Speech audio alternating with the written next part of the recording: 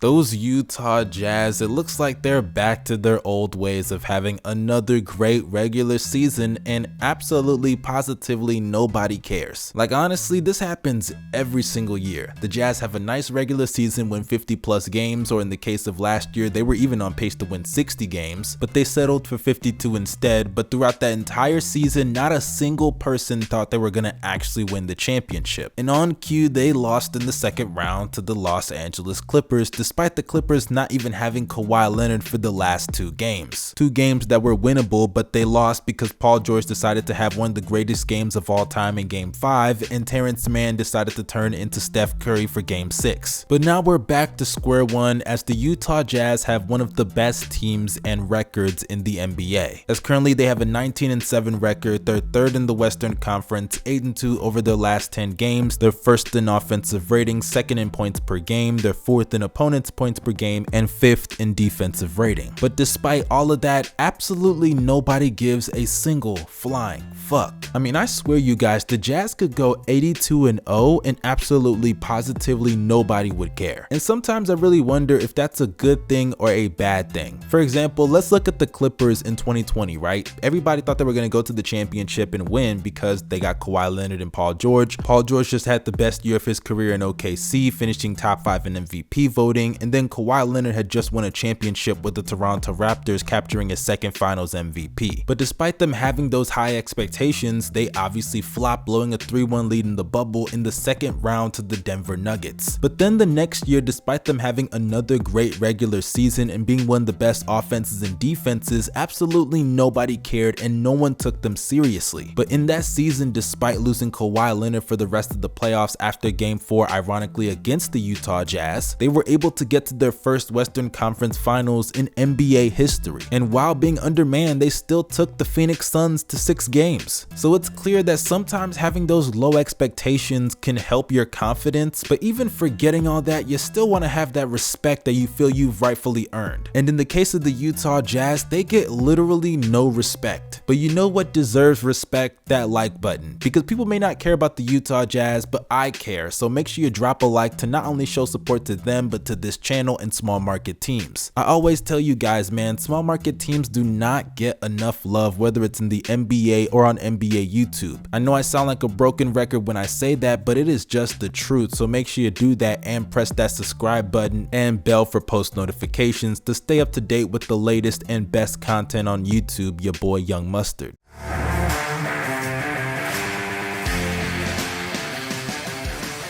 But now that I'm done with the plugs, let's get back to talking about this Utah Jazz squad, because I have to say nobody gives them enough respect and it's time for me to do so. I mean, when you're talking about the legitimate contenders in the Western Conference, the Jazz have to be among those teams. Sure, everybody always takes them as a joke. They clown Rudy Gobert and say Donovan Mitchell's just this inefficient shot chucker, but there is still legitimacy to this team. You can't have a top 5 offense and defense and just scoff at that. And considering that they're doing this without having a top 10 player on their team consistently, yeah, you gotta give them some level of respect. And for starters, we have to throw some love to their head coach, Quinn Snyder. He's one of the best coaches in the NBA with one of the best offensive and defensive schemes in the league. His ability to still coach one of the best defensive teams over the last decade while not having that great of wing defenders in certain years is very impressive. And offensively, you can see his emphasis on ball movement, and it creates so many open shots for players on this roster. You can really see the effect on a guy like, for example, Rudy Gay, who's having the best 3-point shooting year of his career of 41% on 5 attempts this year. And in addition to him, you have other role players who are shooting the lights out, in Joe Ingles shooting 41% on 5 attempts, Royce O'Neal also shooting 40% on 4 attempts. You have Mike Conley, who's shooting an insane 46% on 6 attempts from 3. And the fact that their 6th man of the year in Jordan Clarkson is not playing that well, shooting below 40% from the field and below 30% from 3, is impressive that they're still able to win games despite that inefficiency. Because considering the fact that he's one of the streakiest players in the NBA with those efficiency numbers, and he's getting major minutes and he gives nothing else to the game aside from his scoring, that means they're winning games in spite of his poor performances. And if he can get his act together later down the stretch of the year and catch heat come postseason time, this team is going to be very dangerous in another aspect of the game. And don't don't think I forgot about Bogdanovic, because this guy has been one of the most consistent players over the last 5 to 6 years. I mean, we're talking about a consistent 16 to 20 point per game scorer that can shoot the lights out while having a high basketball IQ that helps him on both sides of the ball. I mean, I love what he brings to the game on both sides of the ball, even though defensively he can struggle at times due to the lack of physicality at the power forward position, but it is definitely worth having due to the fact that he can space the floor better than most power forwards anyways, and he's one of the best shooters in the league, period. But hey, you can talk about the role players all you want, but we all know that this is a star-driven league, and though the Jazz may not have a superstar or a top 10 player, they still do have their star duo in Donovan Mitchell and Rudy Gobert. In the case of D Mitch, his numbers may look a little pedestrian, averaging 25, 5, and 4, as well as 2 steals, 46, 35, and 88 shooting splits on 57% true shooting, but we all know that when it comes to D Mitch value on this team, it is mainly shown in the postseason and down the stretch of close games. Because sure, in the regular season he isn't going to give you 30 points a night, but best believe that when it's crunch time, D Mitch is that dude, and if you're guarding him, your palms are hella sweaty. And that's all this Utah Jazz team needs, because with shooters and scorers around D Mitch that can give you around 15 to 20 points a night on great shooting and efficiency, they can play team basketball, and if it's a close game at the end of these games, which it isn't always like that, but if it is, there's not many players you're trusting more than D Mitch to get you to the promised land. But I'm spending so much time talking about what these guys are doing offensively that I'm just skimming over the defensive impact that these players can have, and that brings me to the big dog of this team, Rudy Gobert. Because I know we like to clown and make fun of him, but there's a valid argument for Rudy Gobert being the best player on this team. Because no matter what you say about Donovan Mitchell and what he does in the postseason, this team would not be successful if it wasn't for the impact that Gobert has anchoring down that defense. Because despite what a guy like Patrick Beverley says, at the end of the day, Rudy Gobert is one of the best defensive players of his generation. I mean, this is a guy that teams literally have to scheme ways to pull him out the paint just so they can go up there and attempt shots in the paint. If you have to do that consistently, then that shows his impact on that side of the ball. Because we've seen over the last couple of years that the Jazz biggest issue come postseason time is the help that they have around Rudy Gobert defensively collapsing. And then Gobert has to take all the blame because teams are just allowing layup lines whenever they remove Gobert from the paint. And then when Gobert comes to help and a guy like Terrence Mann takes advantage of that, knocking down 7 threes in a random ass performance, Gobert is going to get all the blame, and guys like Donovan Mitchell and Mike Conley are going to get none of it. And trust me, I'm not saying that there aren't other solid plus defenders on the roster. You have Joe Ingles, who's a decent defender in his own right, and obviously Royce O'Neal, who's one of the better perimeter defenders at his position. But let's be real, when it comes to who's really taking care of that defense, it's Rudy Gobert by a mile. Because no matter what you feel about point of attack perimeter defenders, it all starts in the paint. Because you could have the greatest perimeter defenders of all time if you want, but if you don't have anybody anchoring the paint down low, then it's going to be a lot of easy layups and a terrible defense overall. For example, just look at the 2020 Houston Rockets. They got rid of their rim protector and Clint Capella, and the rest was history. So when it comes down to Rudy Gobert, just watch one Utah Jazz game and you will understand what I'm saying. The guy completely changes opposing teams' offensive schemes, and if you have to do that to beat the opposing team and negate the impact of that defensive player, then that just goes without saying what their impact is. And even when you look at the numbers, Gobert is having one of his best seasons, averaging 15 points along with nearly 15 rebounds, as he's leading the league in rebounds per game, along with 2 blocks a game, with a league-leading field goal percentage of 73%. And when it comes to the analytics side of things, Gobert actually leads the league in win shares and defensive win shares a game with 4.9 and 1.9 respectively. So when I say that Gobert has a legitimate argument to be the best player on this team, don't let memes of him getting crossed by Steph Curry and Devin Booker fool you into thinking that he doesn't. Because even if you think D Mitch is their best player, trust me, if D Mitch didn't have a guy like Gobert protecting his flaws on the defensive side of the ball, there's a good chance, and actually I know for a fact, that this team wouldn't be as successful, which would completely change how you look at a guy like Donovan Mitchell. So with all that being said about this team, from head coach Quinn Snyder to players like Jordan Clarkson, Joe Ingles, Rudy Gay, Hassan Whiteside, Mike Conley, and their 2 stars in Donovan Mitchell and Rudy Gobert, why do we consistently sleep on this team? Because there have always been teams in NBA history that never even made an NBA Finals, but we still took them as a threat because we recognized how great of a team they were and what they could potentially do. In the case of the Utah Jazz, they should should be no different, because when you have a top 5 offense and defense and one of the best players in the playoffs every year in Donovan Mitchell, combined with one of the best defensive players of all time in Rudy Gobert and an amazing supporting cast and head coach, the possibilities should be endless for the postseason. And even though I say all this, I don't even think the Jazz are going to make the NBA Finals, but the fact that people are dismissive of their chances blows me away, because there's a good chance that when it's all said and done, despite how nasty this sounds, maybe Rudy Gobert is holding up a Finals MVP at the end of the season. And man, if that happens, the whole NBA community, if I'm Gobert, I'm shitting on all of them. But hey, I know a lot of you guys laughed when I said Rudy Gobert winning a Finals MVP.